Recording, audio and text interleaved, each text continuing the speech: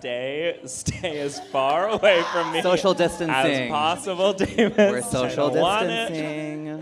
Hi. All right, Grammy Conference, how's the day been going? How are y'all feeling? Feeling good? So before we start, I want to know, how many people here are musicians? Let me hear you. Yeah. Okay, how many people are in the music business? Want to, be a business baddie? All right. And how many people have wanted to do content, influencing, anything in between? Yes. And at the end of the day, who's an artist? I better hear from all of you, because we're all artists. So I'm so excited to be here today to talk about all of our careers and influencing content, everything in between. I want you all to introduce yourself and give us like a little Spark Notes version of how we got here. Starting with me? Let's go Yes. with you. Oh, you know what? Anthony, you go. Go down the line. Oh my gosh, Let's I'll go down the go. Hey everybody, how you doing? Oh my gosh, thank you for the woo. My name is Anthony Gargiula. I am a singer, songwriter, content creator. You might know me from the kitchen singing series I do with Jonathan. We've, gotten to sing with some of our favorite artists in the world, like Jacob Collier, Tori Kelly, Lainey Wilson, and more. Yeah, that's me. That's my life. And that's also Jonathan, apparently. Yeah, that's both of us. So Good one. I'm Jonathan, the kitchen series, and also we have a podcast called Counter Melodies where we interview a lot of those same guests. We so do. That's how I make things different from There you what go. you said. Me? Hi, I'm Julian Shapiro-Barnum. I'm a comedian and writer, and I interview children. And I have a show called Recess Therapy where I do those set interviews. And I also have a show called Celebrity Substitute where we have actors, musicians teach at public elementary schools for a day. And I do a podcast with a 7-year-old named Miles. We love smiles in the audience. Yes. So wild. Yeah.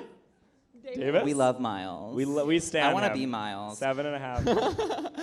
Hi, I'm Davis Burleson. I am the host of What's Poppin' with Davis, my show where I run around Washington Square Park and interview strangers in New York. I'm also a host on SiriusXM TikTok Radio. So we do radio, my voice. You don't see me on camera, you just hear my voice. So just imagine that, yes.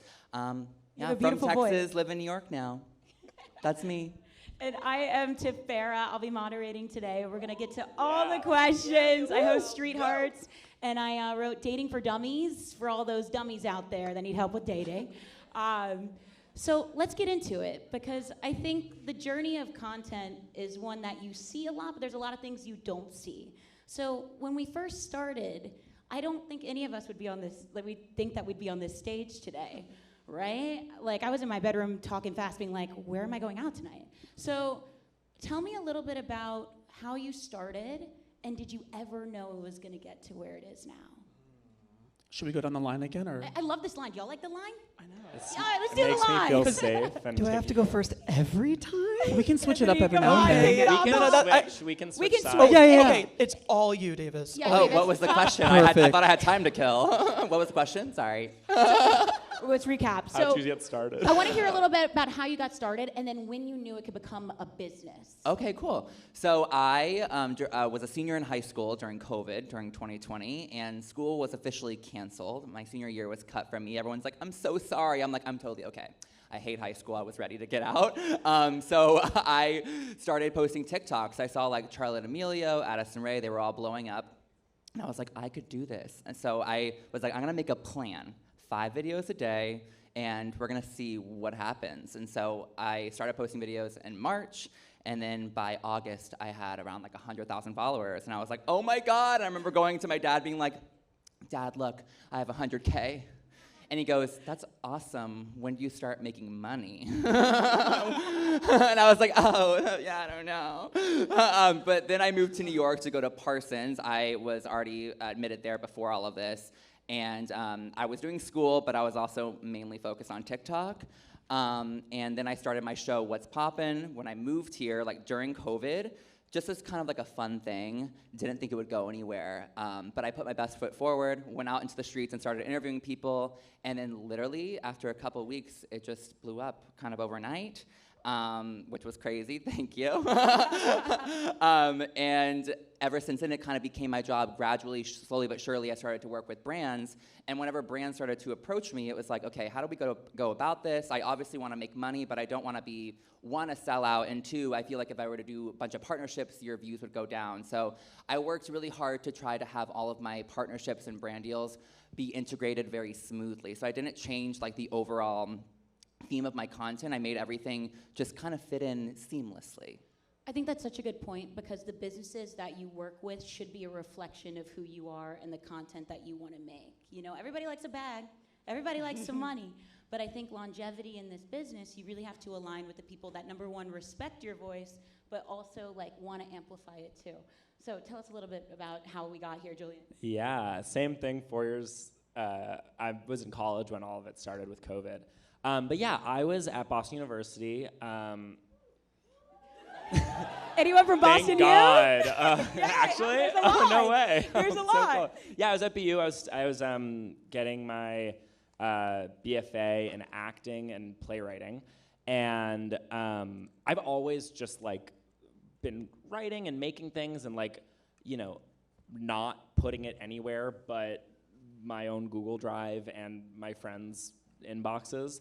And then during COVID was the first time that I started really doing interviews and putting them online, and really also just as a way to like store them and keep them in one place and like have my friends see them. And like there wasn't really any like goal of it being a career or anything. It was just I was having so much fun making things, and like I genuinely started doing the interviews because like it was so isolating during the pandemic, and I was like, oh, this is the only way to like talk to people is to like walk around and be like, would you hit me with your car? Or like, you know, like the stupid stuff I was doing. Great hypothetical. That was a video I made. Check it out, actually. Would you hit me with your, no. But yeah, and then like my senior year, I like made it a point to also like, just for my own creative practicum, like make something every week. Really just for myself. And then my senior thesis, a component of it was, I was like, oh, let me do a video where I talk to kids and see like how they found happiness during the pandemic. And it was the first thing I put online. I think my most viewed video was like 6,000 views, and I was elated when that happened. And when I started doing recess therapy, it was the first time that like people, not just my friends and family, saw what I was doing. And that was just so rewarding that I you know, really focused in on that idea and like refined it and like made a show Bible for an Instagram show of like the things that I would and wouldn't do, and like treated it very seriously and supplemented by doing like editing work and like other odd jobs.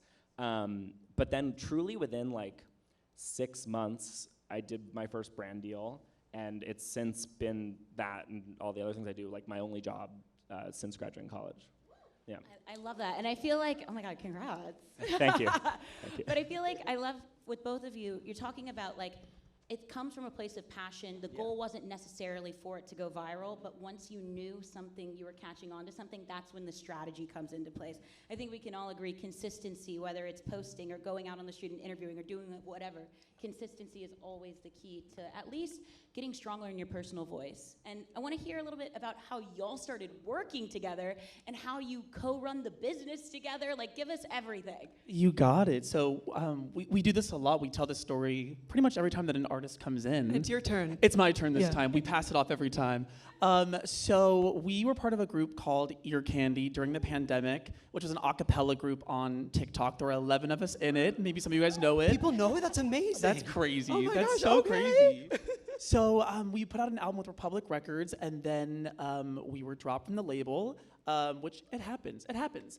And then about 6 months after that, one of my friends, who was the social media manager for Duncan Lawrence's big song was Arcade at One Eurovision, he was like, hey, do you want to make a video with Duncan? I said, okay, sure. Immediately panicked, like flop sweat, and I was like, I need someone to help me. So I called Anthony, who's an incredible arranger. And the first 2 videos got 10 million views and 12 million views. And we were like, Iconic. that was our reaction too. We were like, oh, I guess this is now a series. And it was fun because our friends started texting us and they were like, hey, can we do the kitchen thing? We're like, this is a thing? And we were like, what is the kitchen thing? Okay. And then it became a thing. And here we are. Yeah, Yeah. they are. Well, I think what's really interesting, I'd love to talk a little bit about how you get over the rejection of putting yourself out there. I always say to be cringe is to be free. Literally, you're gonna look crazy. cringe. People are gonna judge you, but clearly, we are all here today because we had something we wanted to say and something we wanted to do. So when you made it to the point where you're now running a business, I want to hear about how you continue to have that tenacity to keep posting. We all know I'm shadow banned, I'm shadow banned, I'm shadow banned. How do you fight against the shadow ban and all the instability of content and continuously putting yourself out there without really worrying about what people think? Julie. Yeah, well, Well. that was a big question. I guess what I was kind of thinking of, maybe it's not the right answer, but like I feel like there's this like trap, like when you're doing something and then a like subsection of that thing really pops off and it like isn't necessarily at its core what you want to be doing. I feel like it's hard to not relinquish in and just give people 100% what they want because I feel like that gets stale. And I feel like my trick has been like, you know, I've seen things work and not work, but I've tried really hard to stay true to like what the show is at its core. And I feel like in that, I'm able to like enjoy what I'm making all the time, even if other people aren't. Because I know that like I'm making the show that I want to be making. Yeah, no, like if you're not laughing at it, nobody Yeah, else exactly. is gonna laugh at it. So Like, taking the role as a creator and creating Yeah. the things you like too. Like I wasn't gonna turn my whole thing into just the corn kid. Like that was like that happened, and then I moved on. But like I I knew you looked familiar. Oh yeah. Yeah. Davis, walk us a little bit about how you keep posting. Well, you were talking about like watching your own videos. I always tell myself if I can't watch my video 10 times over, it's not a good video. That might sound like I'm obsessed with myself, but I do watch my videos over and over and over again because if you don't like it, then no one will like it. And then another thing that I'm constantly telling myself is, I had a friend tell me this one time, everyone thinks you're cringe until you're successful. You know, everyone in high school was like, oh my God, he's making TikToks, look at him. And now, look at me, you know? But I'm kidding. I'm totally kidding, but it is funny, you know? And then another quote, I'm a very big quote guy. You should see my mirror. There's a ton of like, you're amazing, all that kind of stuff. Sticky notes, love it. When you dance like no one's watching, it inspires others to do the same, you know? So I'm always posting videos and I'm like, oh my God, I'm so annoying. Like, no one's gonna like this. Like, I shouldn't post this. But whenever you do post it and you see the reaction from others and you can hopefully inspire somebody, you can inspire others to do the same and get out there and start posting content too. It's hot to be cringe. Like, literally, I love it. The Dude, same I people that are agree. hating on you are going to be the people asking for your autograph, asking how you did it. And I think, like, you have to embody that, whether you have 2 followers or 2 million. So What we love about people online is like their opinions and their perspective and who they specifically are. And if you don't let people see that, they're never gonna fall in love with you. And I know that's like a lot to say when we're like music creators who don't give our opinion. But even in the songs that we pick, it's like, oh, this song, like, oh, maybe you might think it's like chuggy that we're singing this song from 2002, but it's like we love that song, we grew up with that song, and people want to hear it. wait, what's your, like, what would you say was your cringiest song you ever sang? Oh, I would say for me, I'm very white in case it's not apparent, and I've sung in Spanish twice, and they were both huge videos. And they went viral, right? What? Did they go viral? They did. I did Despacito, and I did that, you know, just a, what was that? That one, I'm just a flight away. Yeah, the flight away. And both of them did great, like 20 million views, and I'm like, I was so scared, but I mean, I took a lot of time. I practiced so hard. I watched tutorials, because I was like, I don't want to like do this horribly, but I would call that probably a little cringe. Well, you got to remember, hate comments are just engagement too. So That's true. get those That's numbers real. up. Get I those say numbers. delete the comments you don't like.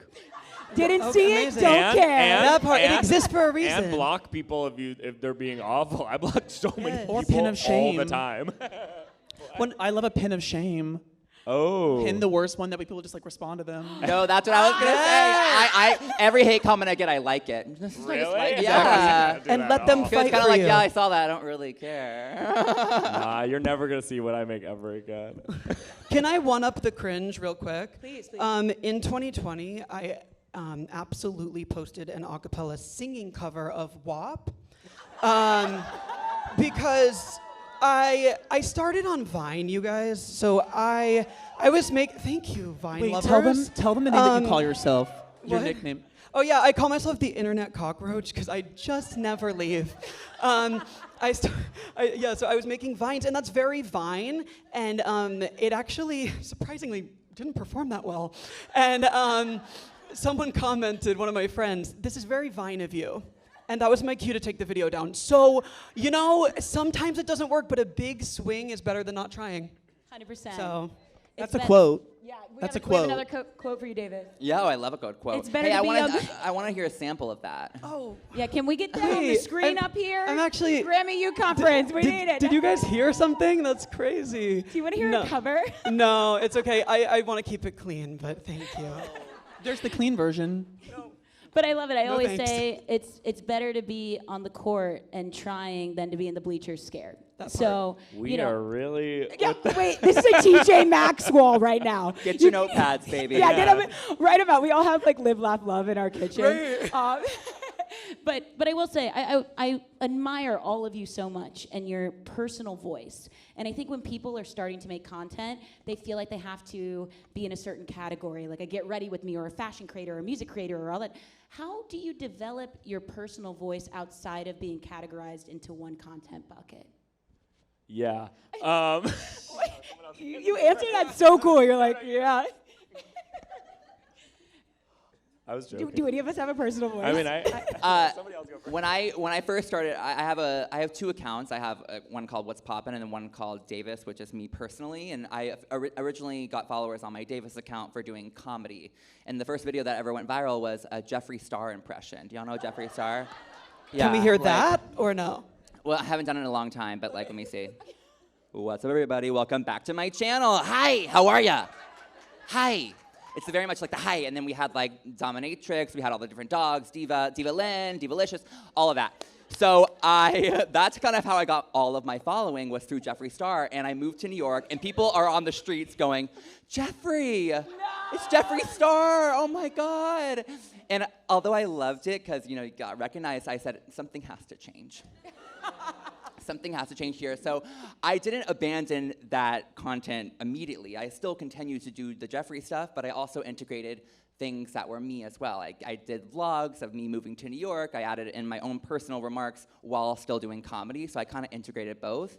And then one day, people liked my vlogs enough that I didn't have to do the Jeffree Star stuff anymore. Fake it till you make it, baby. They're still on the account. You can see them. I went so far as to get the wig and the tracksuit. Yeah, you can find it. Yeah. I know what I'm gonna watch after. I think, but to answer your question, it was a slow progression, I think. Yeah, I mean, like, in a similar way, I talked so fast for about 2 years of my life. Like, nobody knew that I didn't speak that fast. I'm talking, like, faster than, like, Trisha Paytas, who, like, everybody. talks really fast. Yeah, no, it's pretty fast. But I think it's really important, what you're saying. It's like, you can break through with something that might not necessarily be you or something that's funny, but then you evolve with your personal narrative and your personal story. So I think sometimes it's scary to be vulnerable and share parts that are really you in your real life, but that's what people want to see, That's exactly what I was gonna say. I would say like, it's same kind of as the point before, but like, don't make what you think people want. Like, make the thing that you genuinely are passionate about and enjoy doing. Because no one else can do it like that. Like Nara Smith liked to cook before she was Yeah. Nara Smith. She was in there baking. She liked and to looking whisper good. talk. He was churning that butter. She was churning. So churn the butter with or without people watching. I had Scratch. a mentor who said to me, be found doing what you love doing. And I took that to heart, and I remember it's not the same thing because, again, music creator, it's a little bit different than what you guys do, and I love what all of you do. I did these a cappella covers exclusively, and I thought I had to do all of that in order for anyone to want to hear me sing. Like, I had a very negative self-story, and I made a really conscious decision when I moved over to TikTok where I was like, I want people to like my voice, not because I'm doing 400 layers or the arrangement, just my voice. And so I started doing these covers in my car, just like making like a beat on the console, and those started doing really well. And then eventually I was like, I don't want to just be the guy in the car, and then it evolved into the a cappella group and then this kitchen series. So Yeah, I think it's such an important thing. Don't reject yourself before you let other people reject you. Because I think we really get in our heads and say, they would never like this. They think I'm weird. But You don't know. let them do it. Like, try. Let them. It's better to shoot your shot, whether you're dating or making content, and find out than live wondering what if. I think that's the biggest fear, at least for me. It's a lottery. It's like, worst case, you get 1 view. Best case, you got 25 million. Yeah. What do you can't lose what you don't already have. Exactly. Yeah, there's this kind of sage, like, old quote that just felt kind of relevant right now, and it was just, I think it's you miss 100% of the shots you don't take, and I just felt like the room really needed to hear that. Thank you right so now. much Thank for you. sharing that. But I feel What's welcome that? to Have you church. The Lady I've Gaga? heard that one. I've What? also heard that. What's that Lady Gaga one? There could be 100 people in a room, and all you need is one. One to believe in you. Uh-huh. I'm not believing Wait, you. and who's that one person? Who believes Right there, right there. Look at Jackie. you. Look at you. And I feel like, I think once you have one person believing in you, though, really, if you That's can real. make one person like your content, even if it's your mom. My mom was sharing that shit like crazy. She is the only reason I had engagement for 6 months. But, I think it starts there. So I want to go into kind of a segue into the next stage, where we kind of started in our rooms or on the street or in the kitchen, all these different locations, and then it blew up. How did you go about building your team? How did you go about selecting the people that aligned with you to help you grow? Because I think the main thing, I was trying to hold on for dear life, not get a manager, I was like, I'm indie. And then I was like, I'm tired, I need help. To make the vision grow, you need a lot of people on deck. So I want to hear a little bit about your journey of selecting people to work for you. And I don't know, does everyone here know kind of the difference between agents, managers, PR? Yeah? And y'all are smarter than I was in college.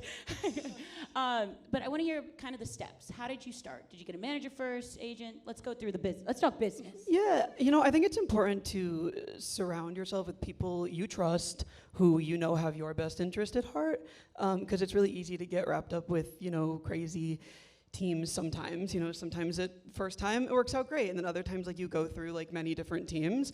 My team is actually surprisingly small.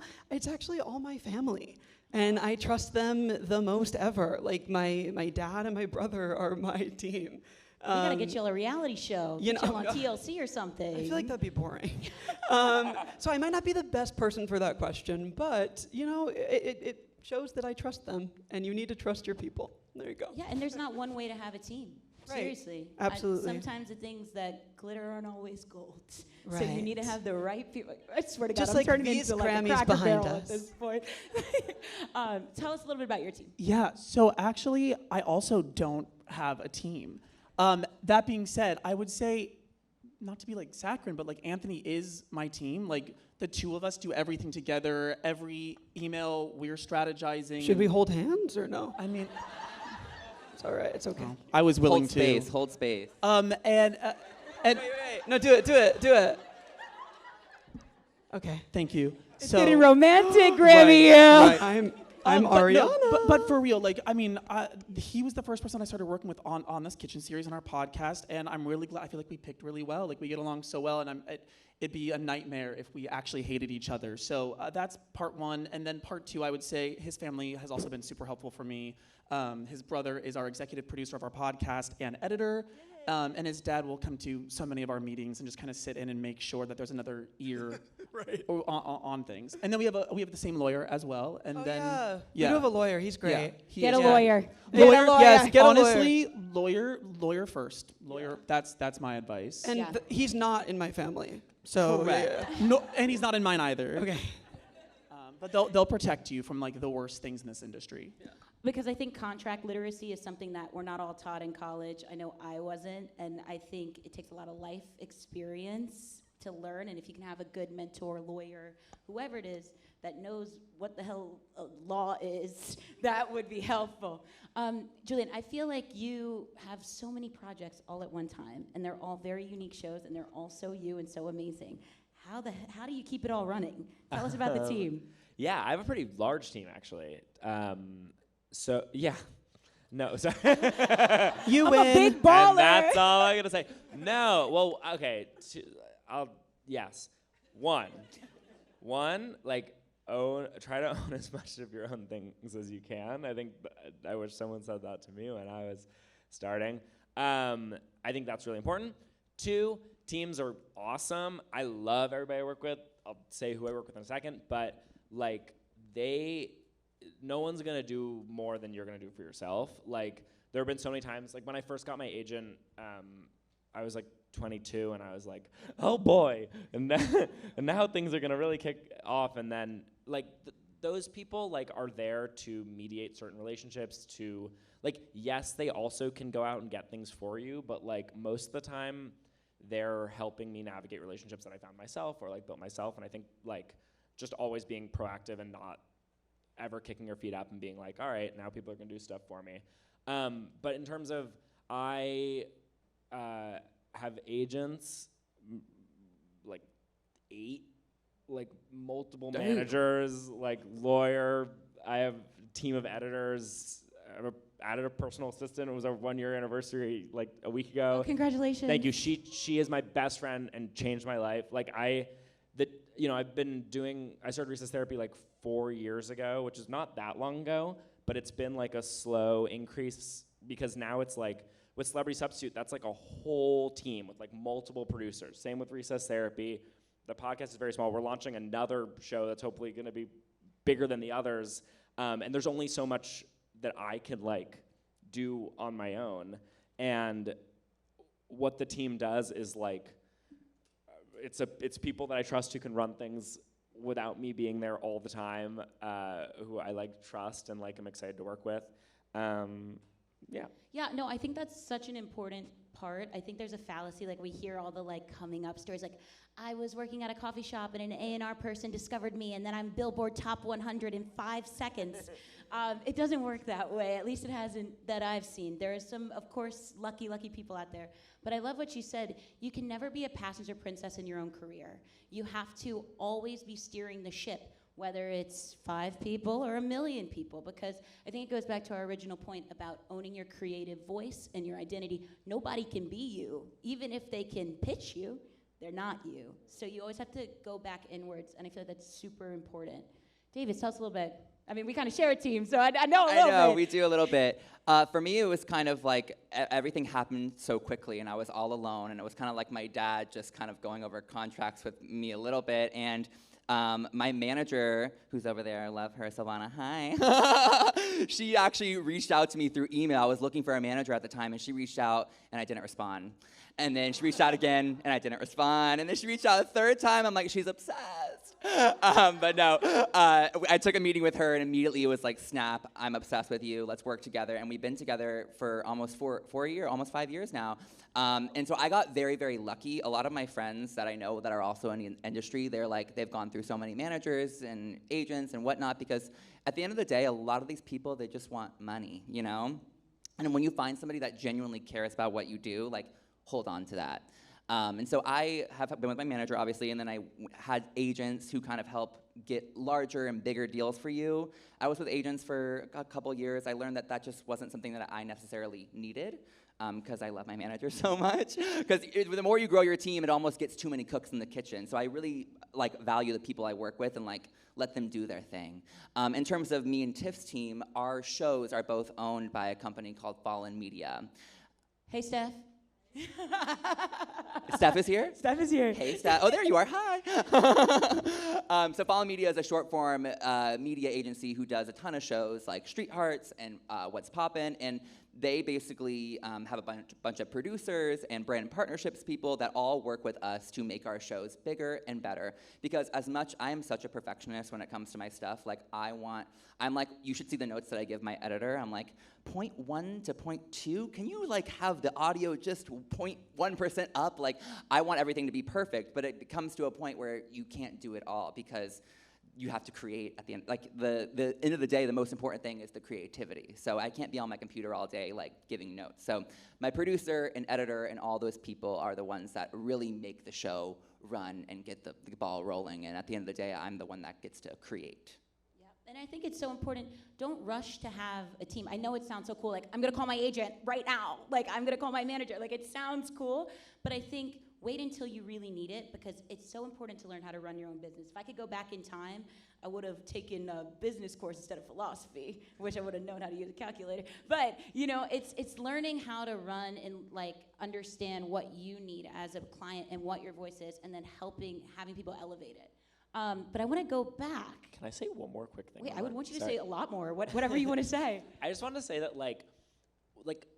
as you're like building things and creating things, like people are gonna see your value, and like the red flags are red flags with people when they approach you, and like there were so many people that I like worked with and like did things with that I was like really excited that someone was like interested in helping and elevating, but like I could tell that it wasn't right, and I was right every time. I parted ways with my first managers, and it was like awful, and they never responded to my email, and I ran into them at a thing like That's worse in than an ex, January, and I Julian. went up and I went, so good to see you guys, blah, blah, blah, like, you know, whatever.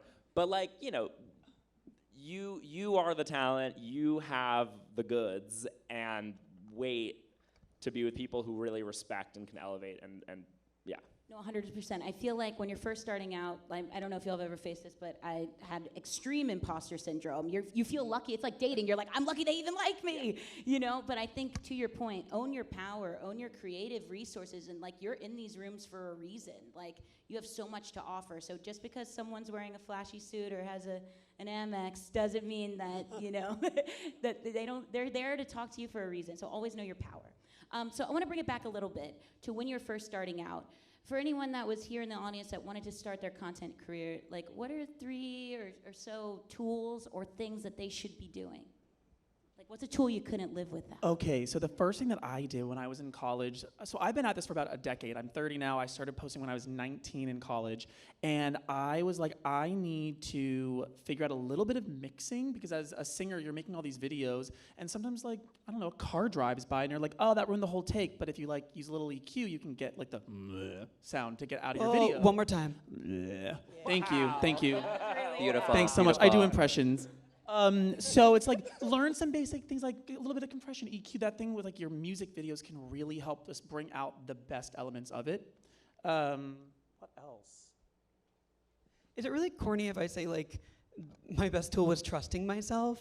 Is that really No, corny? That's not corny. No, I think we've all accepted we're kind of corny up here. Okay. If you haven't picked Yeah. that up. That's No, the but- it's late at night on a Friday. Let's go there. And, like, was that, because, like, sometimes, like, I don't know, like, you might have people in your life who, like, aren't rooting for you, you know what I mean? And, like, you just never know, especially, like, in a competitive industry, you know, like, you know what you're the best at, like, you know where you shine, and, like, it's best to stick with that, you know, than listening to outside voices.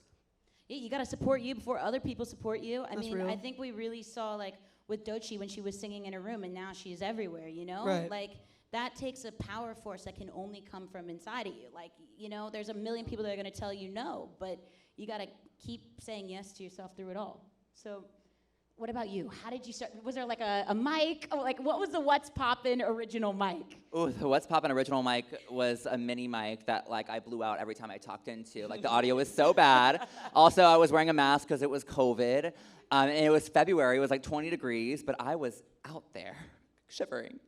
But I think focus less on the actual materials, the tech, the amount of cameras I bought and never used. Like, you don't need the best camera, the best microphone. All you need is yourself and an iPhone. Like, and as I said earlier, yeah, exactly. What did you say?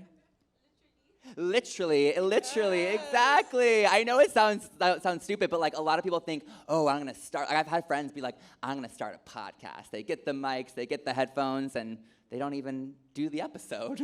You know, so you gotta start small. But yeah, I would say if there's something in your gut that you're like, I can talk about this for an hour, or I'm so passionate about this one particular topic, and you don't feel like anyone else is.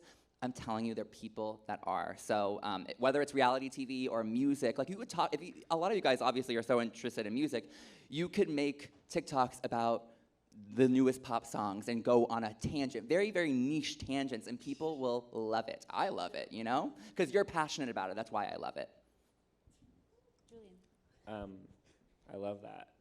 Yeah. Sorry, I get passionate No, about this but- topic, clearly. No, the passion I was is listening. like that's what Yeah. translates though, and I think people can feel that. Like, it's not really what you're talking about; it's about how you're talking about it. Yeah. I was just gonna say, like, if you want it to be your job, like, treat it like your job. Like, like it's a muscle and it atrophies. Like, hold yourself to a standard of making things, like, and then also don't be hard on yourself if you can't sometimes. I would say, like, talk to everybody, meet everybody, like, collaborate with anybody who will do that with you.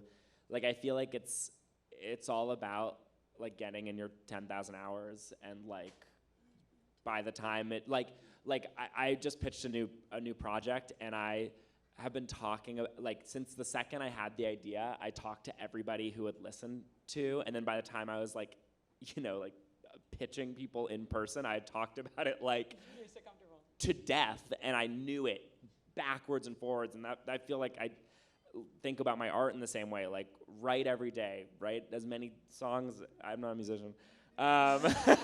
They call them songs still. But yeah, just, like, hold yourself to a high standard and, like, grind with love. Can we get merch for that later? Grind with love. Well, I mean, I think something's really interesting. Like, when I was, I'm seriously asking for that T-shirt later. I don't mean it like that. When I was starting content, I had 2 service industry jobs. I felt like I didn't have enough time to start. And I don't know if any of y'all ever feel that way, because New York is expensive, living in any major city is expensive. And yes, there is a lot of people that have resources, and there are people that don't to do it. So when I knew, like, I really wanted to do this, but I had 3 hours a day to do it, and I had to go to my service industry job, and then my second service industry job, I woke up at dawn, And I think it's something really interesting in the, like, don't compare yourself to other people when you're starting out, because you don't know half of the things that are going on behind closed doors and how they even started. So no matter what resources you're starting with, work with what you have rather than that comparison game. I think it's super important. Yeah. I was going to say, you don't need the gear. I made that mistake. I kept thinking, like, well, once I have the crazy fancy microphone and all these tools, then I can do it. And the reality was, not having those things and having to find the workaround is what created the unique things that I ended up doing. So you don't need that. And also, I'm just going to point this out. I'm 30 and I just hit my stride. You're not too old. If you ever feel like you're too old, you're not. You're really not. I'm a granny up here, y'all. Come on, like, they're never too old. I was going to say, look at Kareem Rama, who does Subway Takes. Like, that man is a genius. And he, like, didn't really start making things until he was, like, 37. Like, I don't know. I think there's something in that. There's something, you're not running out of time. And I think one big thing about being in college, I used to think, like, how do I get all these people to talk to me that are doing so well? Don't ask for favors, ask for advice. So every time I was talking to someone, I would be like, hey, so tell me how you started to write this song that now, like Benny Blanco, how'd you write all those hits, It's not like, hey, can we get in the studio and record now? Like, don't be a fan, be curious. And I think that was really helpful, especially living in a major city. You can have actual access to these people. And colleges, at least, anyone here go to Pace? Oh, all right. Go to that career center. Tell them I sent you. And slide into people's DMs. Oh, yeah. Don't slide not into in a weird any. way. Hey, you want to go on a date? Slide into more DMs. You heard that here first. There were so many, like, cinematographers who I, like, DM'd and then would Zoom with me, and, like, I don't do cinematography. Like, I don't know, but it was like. But be curious to learn more. And the collaboration, especially that happens in college, is so priceless, because you never know who the people in your class are going to be down the line. And I think, like, making those bonds creatively means so much. So I want to talk a little bit more now that we've been in the game for a little bit. How content, especially, it seems like all of our shows, we're having really exciting talent on, musicians, actors. We got the famous girlies coming in. So I think a lot of times that used to just be gate-kept a little bit for daytime talk, late night. There wasn't really access to, like, a younger generation to reach these people. So I want to talk a little bit about how it's been interviewing, meeting, singing with all of these people, and how you kept your confidence being talent while also interviewing such large talent. You had me until the confidence part, because I was gonna be like, no, like, I'm always, like, pretty good at, like, remembering, like, oh, I'm here for a reason, and then Tori Kelly walks into the room, and you're like, just kidding. No. Oh man. was the question? No, I mean, I think the main thing, it's such an interesting thing that you say that. It's like, how do you maintain your confidence? Now we're like, I mean, a lot of times people on their press stops are coming to all of us, you know? Exactly. So it's not, we're like a new supplemental version of like a press tour. Yeah. So how do you stay confident, knowing that just a few years ago we were in our bedroom making videos to now doing serious journalism and interviewing and helping people promote their music? Well, what's really good is all the time that like you're with an artist, like they want to be there, you know, Yep. and like they talk to their teams. Like people aren't just they're not like pushing them into the room and say like do this thing. Like they have to approve it as well, you know. So it's always really nice to like have them come in, and all the time artists will say to us like, you tell us your thing and we'll adapt to your thing, and then we like say the same exact thing back to them, and then we like find a place to meet in the middle. What's really cool is the kitchen's at my house, and I live in Burbank in LA, and we're right down the road from Warner Brothers Ranch and a bunch of the studios. So some of the artists will come in, they'll be like, we just came, like Tori came right from the Jennifer Hudson show. Yeah. One of our artists was like, I actually turned down Good Morning America to come do this, which was, I think, the moment that both of us were like, oh, this is like, it was a moment. This matters. Like what we're doing is really cool.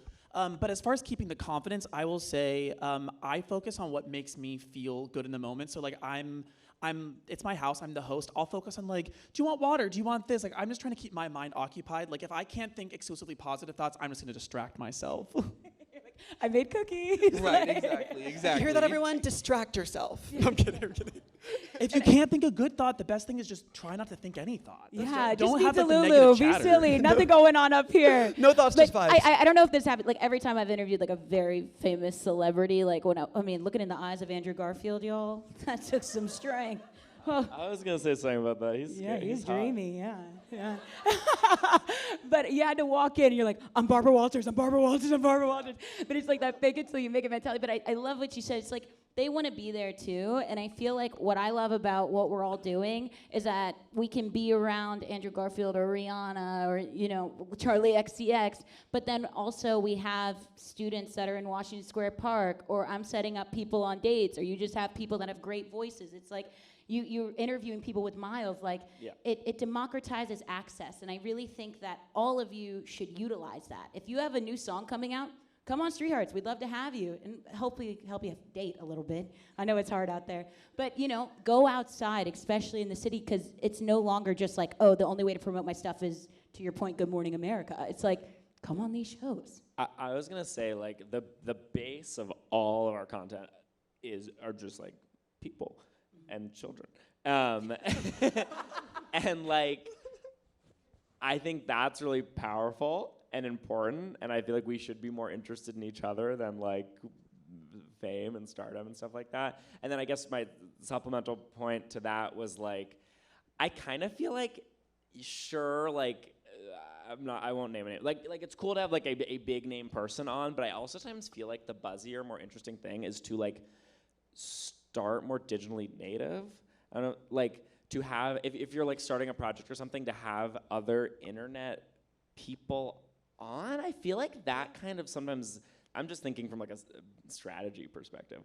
But like, I do feel like there's something like really smart about not feeling like you need to have like the biggest name. Yeah. Right? We started with, we had Duncan Lawrence first, but then it was all of our influencer All our first friends, friends. yeah. Yeah. I think Which that's built our interesting. confidence. Yeah. And then we started DMing these artists, and they'd be like, I've seen your series, I love you guys. And we're like, oh, so when they came in, we already know, you know who we are, you like us. And then it started turning into like PR teams hitting us up, and then the artist walks in and you're like, I don't know if you know who we are, but you're at least being nice to us. And then by that point you have the confidence that you're like, all right, this is cool. And now we all have to say no to people.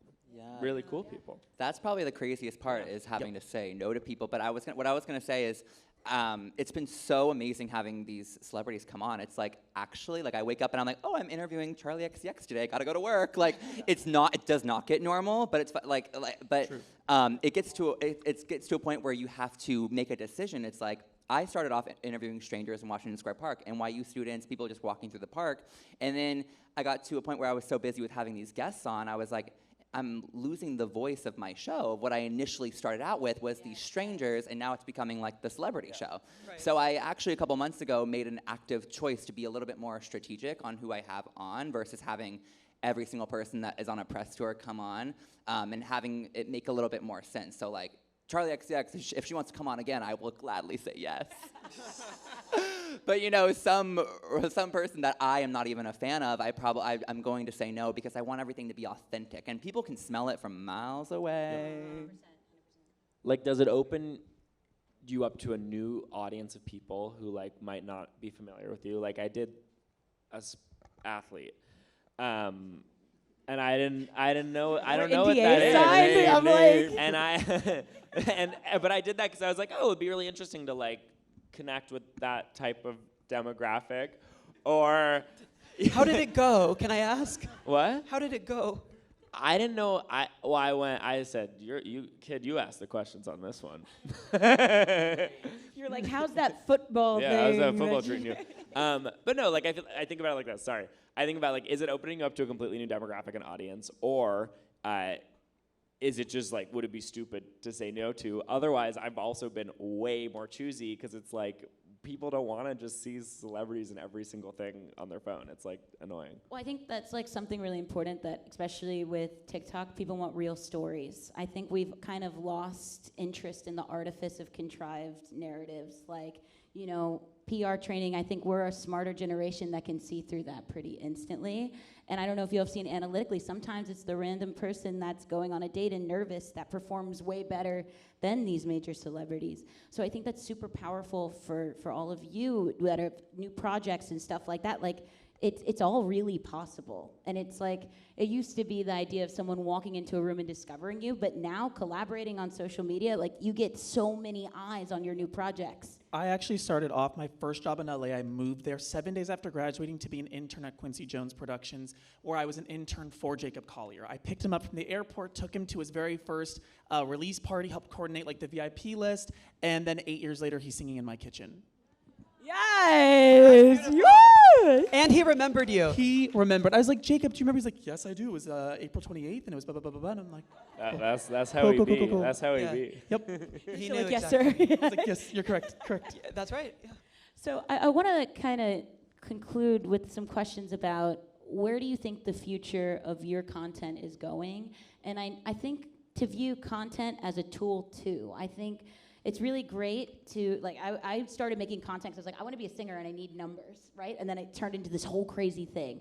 So I want to talk a little bit about how you're using social media as a tool to maybe some larger dreams, or if this is the destination.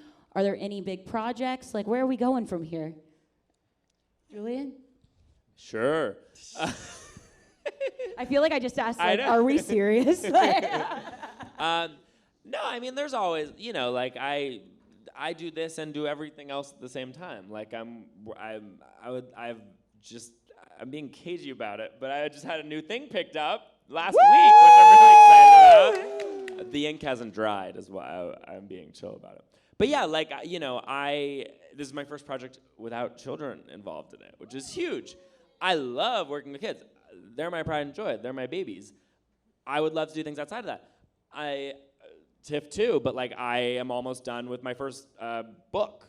Yes. Yeah, like, you know, I'm doing all these, like at some point, like recess therapy, sometimes it's the thing that I love, and then sometimes it's my day job, and then I gotta put a little bit less tension into that and work on a screenplay, or like, you know, like there's a million things I want to do, and I'm sure I won't be doing all the things I'm doing today forever, hopefully. But like, I'm so happy to do them right now, and I do feel like we will all move on from what we're doing when the time is right. Hopefully, we don't stay longer than we need to. Then it's cute too. But yeah, I feel like sure. Yeah. Davis, what about you? Like, how have you evolved, and what's next? I really want to be a pop star. I'm kidding. Yes! Addison You Rae is imagine? shaking right now. Like, imagine me just like on stage, like, you know. Will you come sing Cue with the us? lights. Yeah, no. I really love hosting. That's what when I was little, I was obsessed with Ryan Seacrest on American Idol, and I was like, I want to be that. So that's kind of been my goal forever and ever. And ever since I got into radio, I've really loved that. I've loved like the world of podcasting and interviewing. But I really am taking it day by day and kind of seeing where it goes. goes, because some days I wake up and I'm like, I want to be an actor. And then I'm like, I have no experience, and I also don't have time for that. So I'm kind of like, maybe wherever the wind blows me, you know? We will see. We will see. But I also really want to take my show, What's Poppin', on tour, like throughout the world, and interview people all around. World tour. Yeah. We're ready for it. And I know y'all just launched a new podcast. So what's next with that? I got a piece of advice a long time ago that I already forgot as I'm about to say it out loud. Oh my God! That's we need one crazy. more quote. Wait, or what we was can't the, keep what going. Was Say what was the it. question? Wow, I'm Dory. Think, live, laugh, love. No, live, laugh, love, live, laugh, love, live, laugh, love. No, as this content journey is evolving, like what's next? Like, is this where that's what it was.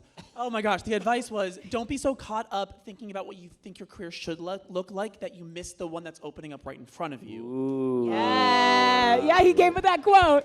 And so I was for a long time so obsessed with like, if I'm not the next Shawn Mendes playing arenas, I will cry and I'll hate myself.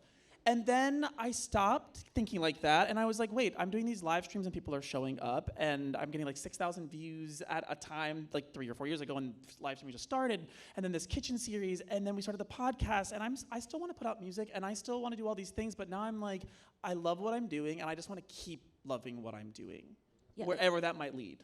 You can be multifaceted. You don't have to just be one thing. I get too bored too easily. No, literally. Like one video, I'm like, here's where to meet men, and the next one, I'm like, writing a book. Like there's so much range, and we all have so much to offer, so don't self-limit, you know? Right. You know, I also think it's really important to stay true to what like your audience knows and loves you for. I think we've seen a lot of times influencers maybe get an opportunity on a TV show or on stage or something like that, and then fully just like leave the content thing behind, and then try and come back and be like, well, where's my audience? You know? Hey, how you doing? How y'all doing? Hey. So I think it's important to keep those people engaged. You know, I'm so grateful to have been a part of a gospel project last year that I released with some of my favorite artists in the world, and I promoted it. It's fine. Maverick City Music and Jordan Sparks. There you go. That's very nice. Thanks, y'all. So good. But we did our first video, like, announcing the song in the kitchen. And that, you know, because I wanted to not stray away from what I, you know, have built an audience doing and what I love doing so much. So I think it's important to take other opportunities and still, you know, remain true to, like, what got you there. And I always say it's easier to jump into different genres of work once you're known for one thing. But it's like, don't throw away a career that's already thriving for something that nobody knows about yet. You can do both simultaneously. Yeah, when I was starting off like a decade ago, I had like 100,000 followers on Instagram for singing, and then I was like, that's it. Again, I'm gonna be Shawn Mendes, so I can only post original music from this moment forward and photos. And I killed my engagement, and I was like, that was it. I blew my shot, and then thank God, TikTok started. I joined TikTok when it was still called TikTok, formerly known as Musical.ly, for like a 3-month legal window. Oh my God, and what a time to be alive. I know, and I got a second shot, and this time around, I'm like, I'm not blowing it. I'm gonna keep doing the thing that people wanna see while I also play with other things and see what works.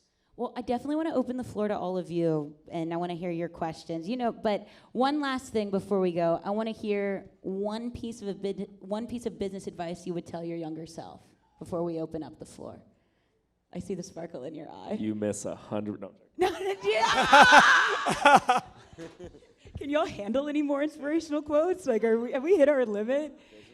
Yeah, one piece of business advice. Oh, like be like a bulldog. Like be like in like a meeting where people are, because they're gonna be back at you, and like be like a little scary back, but don't be an asshole, obviously. But I feel like now I could like be in a meeting and be like, oh no, actually no, we're gonna need this, this, and this, and like blah blah blah blah. Like publicists use me, or not often, but have made me cry. Oh.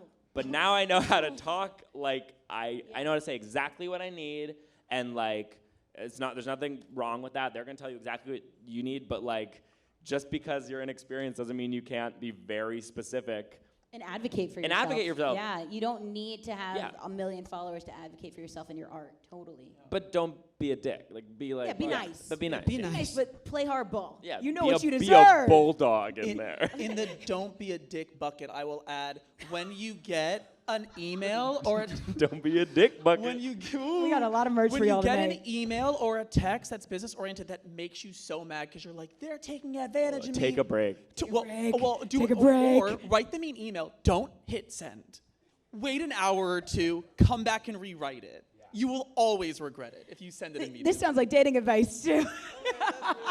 No, that you send that. You send it when dating, don't do it to your voice to team. text and hit send. Right. That's why you do what you do and I do what I do. Thank you for the dating advice, sorry, yeah. Julian. All right, any business advice? My advice is don't be afraid to be annoying. Obviously, don't be like too crazy, right? But if somebody's telling you they're gonna follow up with you by this time and they don't, give it a little bit of space. But then follow up, and they'll be like, "Oh my goodness!" Like, because the only person whose top priority is you. You know what I mean? Is that another quote? Okay. Anyway, but they're not always thinking about you. So sometimes you have to remind people and be like, "Hey, remember this thing we talked about?" So it's important to, be a little bit annoying, but not too annoying. It took us Squeakiest wheel gets the oil. I was gonna say it took us a year and a half of following up with JoJo before she was in the kitchen. That's true. And there's about 5 Siwa? artists right now that we've been talking to Jojo for over Siwa a or year. Jojo? No, Jojo. Oh, Too little, too late, Jojo. Yeah. yeah. Davis, some business advice. Woo, I was gonna say there's such a power in saying no. I feel like especially a lot of us do brand partnerships, and it's really hard to get an offer on something, and you're like, this could pay my rent for however many months, but it doesn't align with me at all. Like, what do I do? It becomes a moral thing. If you feel in your gut that it's a no, just say no, and I promise you the world will bring you other opportunities. Just trust your gut on that. Oh, also, ask for a little bit more money than you think you can get. Yeah. Always. Like, seriously, it's not gonna scare people off unless you're like weird about it. But ask for just a little bit more. And exposure doesn't pay your rent.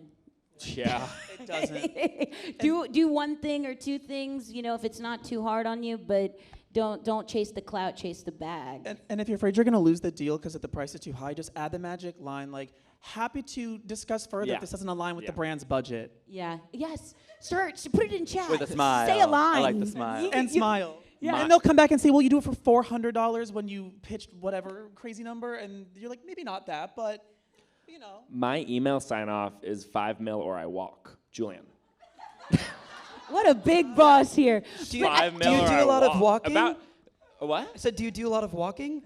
I've never gotten a deal once. He's been It sucks. Don't be like me at all. But I think with that, when you're first starting out, like I remember when I first got my first brand deal, it was definitely not a lot. But then I was like, hey, can I work in-house for you? Can I make UGC for you? Like get creative on different avenues where you can acquire more money for like within the same brand, Get in the door and then schmooze your way as far as you can in that company.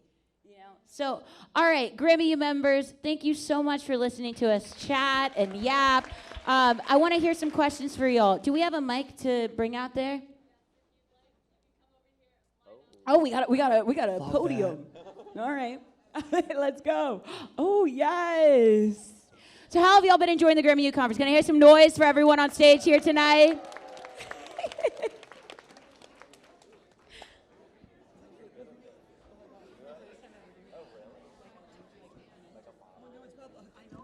Hi. Oh my gosh, I love this line. It looks like it's like the Bon Bon Candy I think you're on Factory or mute. something here. No. Also, how good is Tiff moderating? Y'all are so, I could sit here all night and chat with y'all, and y'all are such an amazing audience. And she looks good blonde. Yeah. Yeah, what do y'all think about the blonde? I like it a lot. I was thinking about it. I didn't get the bangs, I went blonde.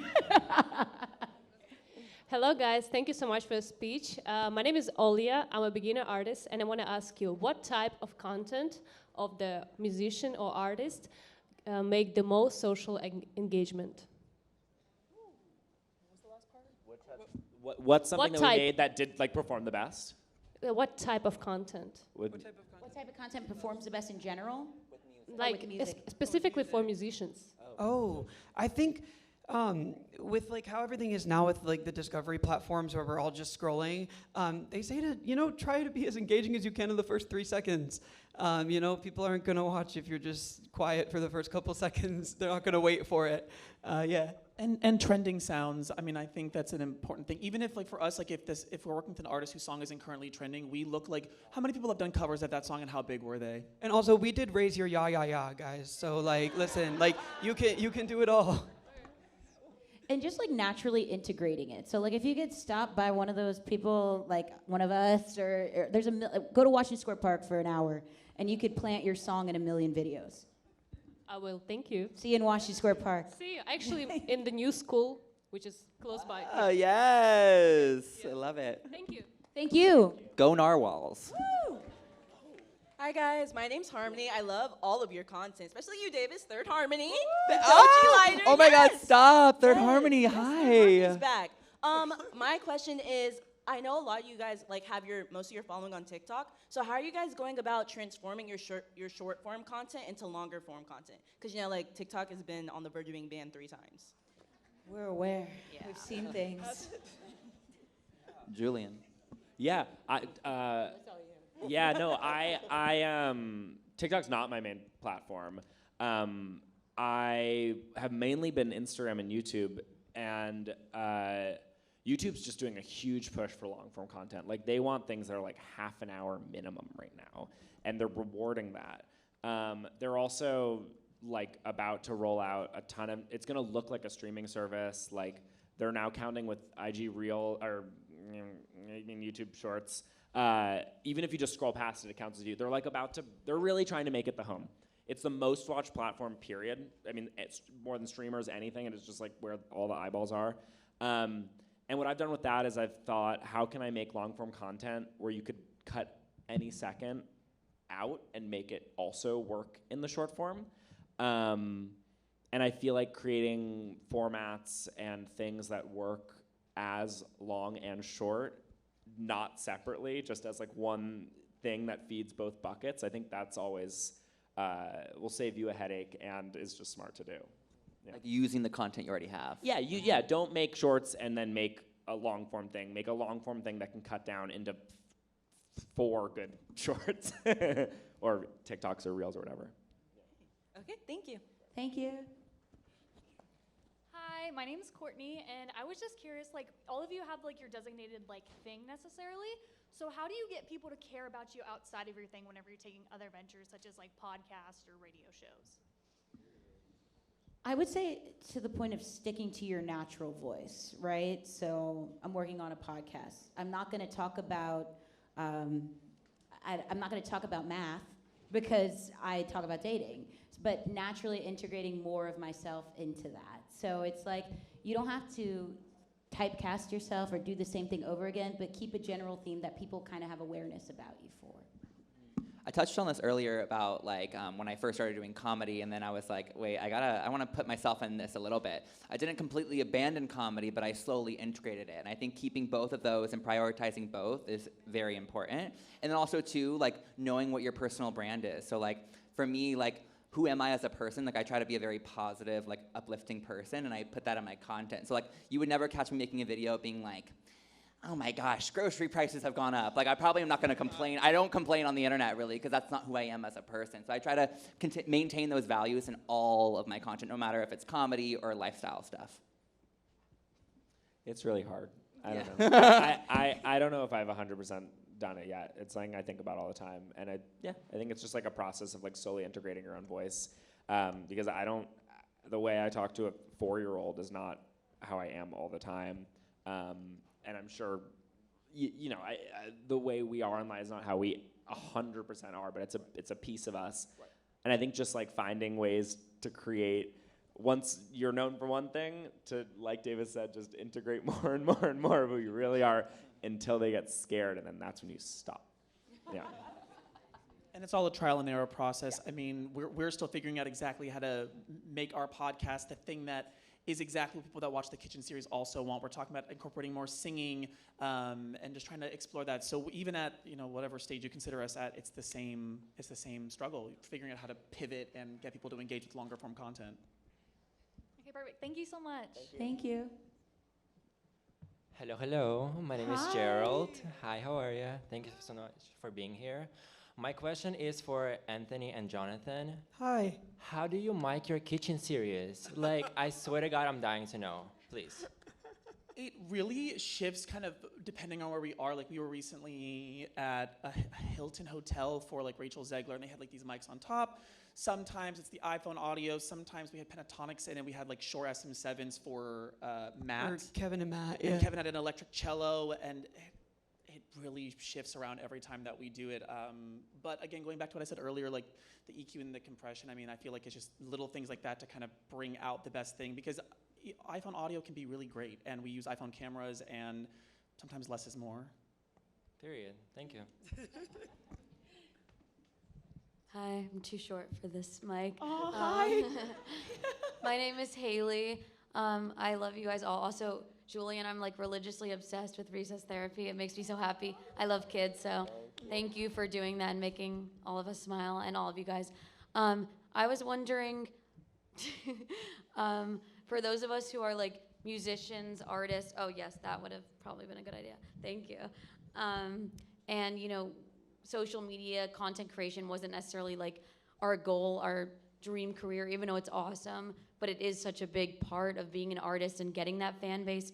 What is your advice for like how to make it fun, how to make it a part of the job and not just feel like work, when that's not necessarily the ultimate dream, but it could be a part of it? I feel like there's a lot of access to going on other people's stuff. So like your friend that loves making a podcast, or you're someone that like go to someone else's place. Like I said, go to Washington Square Park, go on other people's platforms that are already doing it. And then I also think like collaborating with friends and making it more of like a fun, silly thing to do and less of like a chore will make you do it more. That's great, thank you. Yeah, I would say like if that's not the thing that you want to do, like don't do whatever that thing is. Like if you can find a like, yeah, that's the thing. It's like it's social media. It's like socials have become an access point because, like Tiff said, it's very democratized. That being said, kind of like what we were saying earlier is it's like I genuinely think make something that you would actually want to make instead of making what you think people would want to see. Because there's a lot of people making stuff that they think will work, and I would say like have fun with it. Okay. And keep it simple. Like if it's like example, like if you want to just hold yourself to putting out a song a day online, or that sounds like a lot. I don't know. I don't do music, but yeah, just like have fun with it and make something that feels genuinely enjoyable and like easy. And also to that, you don't have to just do that way. Like the hype that the Timothy Chalamet contest had by just putting flyers up and like gigging. Like I remember when I was at Pace, I was at PN, I was at the Delancey, I was at Bitter End, and he always said, I remember the owner of the Bitter End, he said, you have the voice, but you don't have the audience. So find the way that makes the most sense to build your audience, whether that's like crashing all the city book clubs or the speed datings or whatever these community-based things are. Social media is not the only way. It's a fast track, but it's not the only way. So true. Yeah, like when I first moved to the city, I'd start doing, like, I'm a big comedy improviser, and I like would go to all the open mic improv things and just like met a million people. Network, baby. Just like meet people who are doing what you're doing, and they'll inspire you also. Thank Community, you so much. yeah. Thank you. Thank you. Hello. Hi. My name is Nick. I'm a music creator that specializes in whistling specifically. Wait, can we hear it? Can we hear it? Yeah.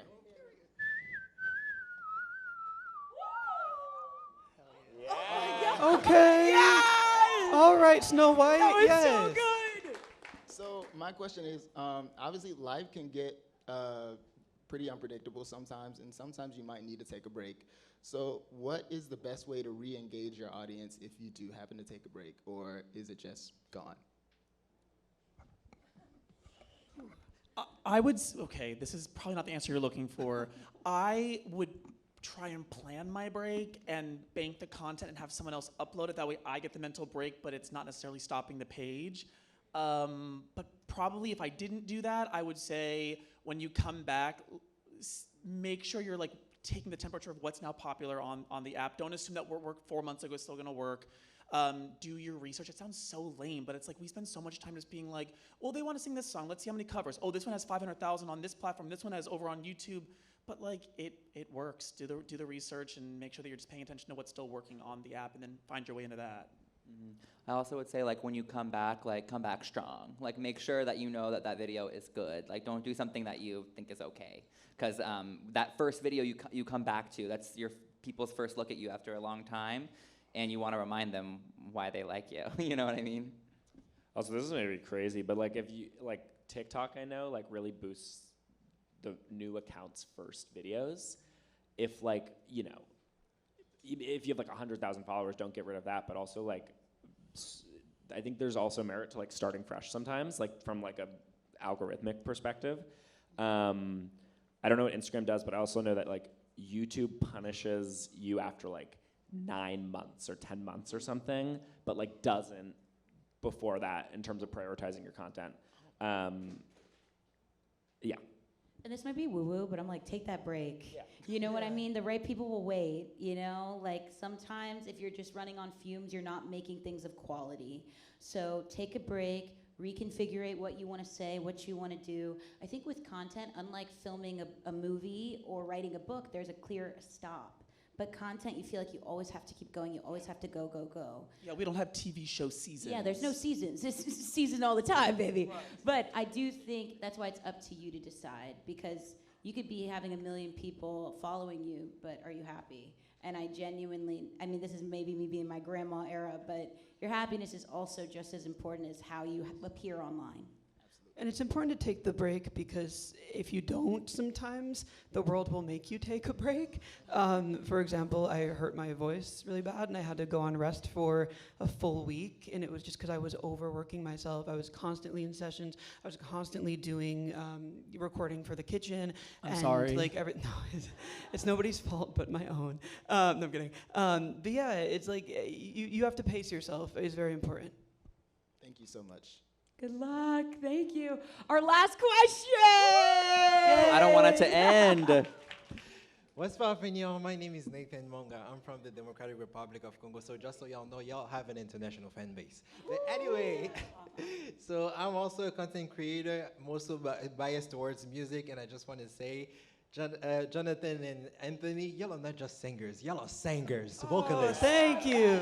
And my question is a two-part question. So as y'all may know, in the current state of your career, following your dreams is a full-time job. So my first part of the question is, like, you know, when you were starting, how was it the balance between, like, you know, following your dreams and actually making money, like paying the rent? And, like, you know, at the current stage of your career, well, before getting to the current stage, how did you decide, like, how much you get paid for deals? Like, how did you decide on the amount that you would decide to get paid to get a deal, especially for somebody like Jonathan that doesn't have a team or an agent to negotiate the terms for him? I lean on my friends who are already doing the thing. Like, I've asked him, I met you tonight, but I would ask you. I'll send over my taxes. Right. I would ask my friends, I would Google things, and then if all else fails, I would just start throwing out a number and seeing if people ghosted me or not. I think like once upon a time, I think the rule was like, It was something that's like 3 times your algorithm. Right, or there was like 5 mil or you walk. Right. And then for a while I think it was like 10,000 per million, but that's definitely not the rule anymore. It's getting late, so I feel like we're allowed to be honest. Yeah. Please do. The rules don't exist when it comes to money. I think these brands do have money, but you have to be. You have to grow. You have to like I know I took on a brand once where I made very little, but now 5 years later I'm making 20 times that. You know what I mean? So it's like play the long game and show up and work like. And I always said this, like when I was working in restaurants, I would mop the floor like I was on a stage at Coachella, because that integrity and that pride is what will translate in other jobs. So don't think a job is too small for you. And then, you know, show up and be your best, and people will see that, and the money will grow as you grow, both, you know, outwardly with numbers, but also just the work ethic. Like, good work still goes noticed, because there's a lot of people that have millions of followers and they show up and do a shit job. They're not getting rebooked. So your numbers are not safety guards. You have to show up and do the work still. And sometimes some of the messy brand managers will tell other creators on the next trip, oh, that creator that you know, yeah, they were awful and we don't want to ever work with them again. So word gets around. It's like Survivor. Yeah, so. Yeah, truly, what you were saying. Now I'm forgetting what I'm saying. What I'm saying is, brands really love quality. So like quality content, they care just as much about numbers as they do about the video itself and how it looks, and also like your social media is your resume. So the more and more you're working with brands, or the more and more you're showing quality content and you show passion, brands are like, oh, I want to work with that guy. I want to work with him because we like what he's doing. It's not as much as about like, oh, we want to work with him because he gets 1 million likes. No, we want to work with him because he likes what he does, and he has a story to tell. He has something to say. You're the representative of the brand in those videos. So they're like, we want to make sure that we like you and we're cool with you being like, hey, I love Louis Vuitton or whatever brand that you're working with. So I also want to speak to the first part of your question real quick. Please. As somebody who does not come from a lot of money, it's hard being out in LA and being around people who oftentimes do come from money, and they're able to, like be supported, like while they're trying to like find their dreams and stuff. In this economy, listen. I'm sorry? In this economy, following your dreams. Right. But as somebody who was working, like when I was starting content, or like when I picked back up content, like after when I was a kid, I was working at Disney World full time. Like I was singing 25 shows a week, and then I would come home and I would still film content because it was important to me to find the time, but it is possible, I promise. It's so possible. And also, we're going on this question. We're going on. I mean, are y'all still here for it? But I love this question. Also, if you're looking at someone who's a new creator, maybe in their early 20s, and you're like, how do they have all this money and all this stuff? Chances are it's family money. So don't beat yourself up if you're like, I'm doing all these things and I'm not living in that mansion. Like, it's okay. It's okay. And your journey is your own journey. And I think the main thing is like, to your point, like when I was starting out, like I almost felt embarrassed that I couldn't afford the same lifestyle that was so lavish as other people and stuff like that. But that's where leaning into your personal voice, like you sitting in front of a camera and sharing what you're interested in or what you're good at, talent will always override flashiness. And I genuinely believe that. So keep it up. It's a lot of early mornings before you go to work and scrapping by for a while, but I do feel like you can't lose if you don't quit. Very true. Thank you very much. Thank you. Thank you all so much. Oh my, can we hear it for the panelists? Let's hear it for amazing. Oh my gosh. Guys, Thank you for being here. Thank you all for being here. The Grammy U community is so important. And really, thank you for sharing this Friday night with all of us. I'm so excited to announce that this is the wrap of Friday's first day of the conference. Yeah. We did it. So there's another day tomorrow. There's so many exciting things ahead. We have Lauren, Samara, Joy, Lafayette. Who's coming back tomorrow? Yes! So either go home and rest or go out and party. It's New York. But we better see you here tomorrow at the Grammy U conference. Thank you so much to our panelists again. Let's hear it one more time. It's been a beautiful evening. We'll see you back tomorrow at the Grammy U conference. Thank you.